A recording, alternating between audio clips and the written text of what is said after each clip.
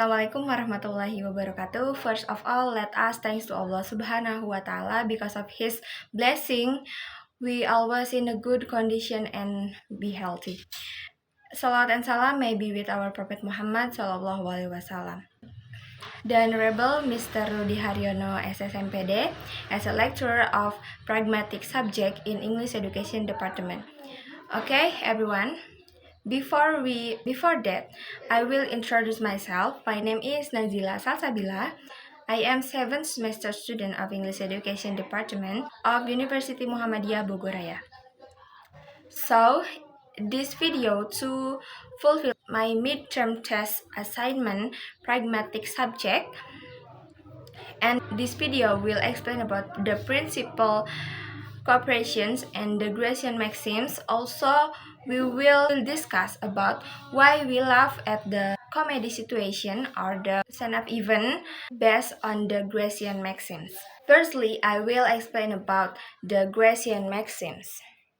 The cooperative principles describes how people achieve effective communication in everyday situation and aims to explain how and why conversation tend to succeed rather than fail. Grice expanded on his cooperative principles with his 4 conversational maxims. He based the maxim on the idea that in order to facilitate successful communication, it is necessary to say enough to get your point across, be relevant, and be as clear as possible.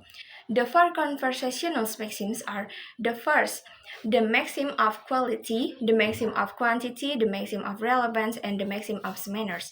Grice believed that anyone wishing to engage in meaningful communication must follow these 4 maxims and assume that others will also be following them. The main of quality. The first is, you should only say things you believe to be true. You shouldn't say things that you can't back up with evidence. Of course, definition of the truth may vary from person to person. Abiding by the maxim of quality means not telling a lie on purpose. The next is the maxim of quantity. The rules is you should make your contributions to the conversations as informative as necessary. You should not make your contributions more informative than necessary. Do you know if Kathy gone okay with her exam? Yes, I do. She did really well and got an A. So here speaker B could have ended their reply after yes I do. However, they shared all the information they know in order not to float the maxim of quantity. Okay, and thirdly is the maxim of relevance. You should only say things that you are relevant to the conversations. This maxim helps keep conversation on track and prevents random conversation that lack continuity. The maxim of relevance also helps us to understand a trend in conversation that may not be entirely obvious. Do you think Leo is dating someone new? Well, he goes to Brixton most weekends. So, due to the maxim of relevance, we can infer that there is a link between Leo dating someone and him going to Brixton. And speaker B isn't just randomly telling us about Leo's trip to Brixton. The fourth is the maxims of manners. The rules is you should avoid security or ambiguity. You should be brief and orderly, and you should try and be as clear as possible. This maxim mainly refers to the choice of words you use. For example, we should avoiding using big or overly complex words we know our listener won't understand, and we should try our best to be concise and coherent. Flouting Grice's maxims is a lot more common than violating them, and is usually considered more acceptable. When Grice's maxims are being flouted, it should be apparent to all those concerned.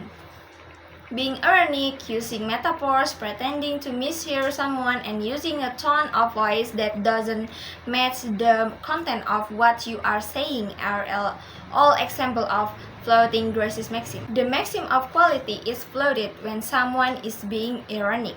The maxim of quantity is flouted when someone doesn't answer a question in full, usually to be absurd or annoying.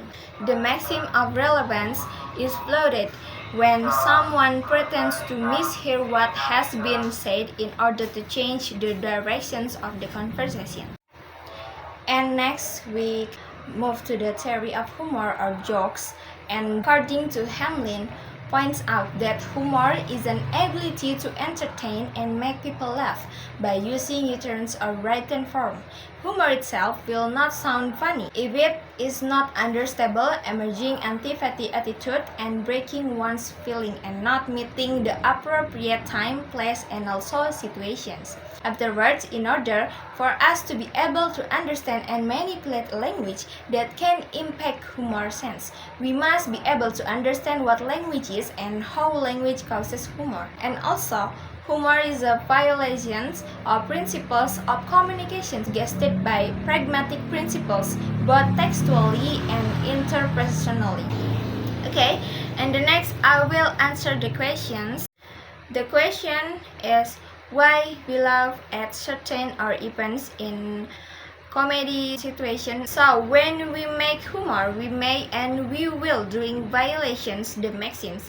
There is an application, and by violation are implicated in the speech that is in accordance with the rules of pragmatics.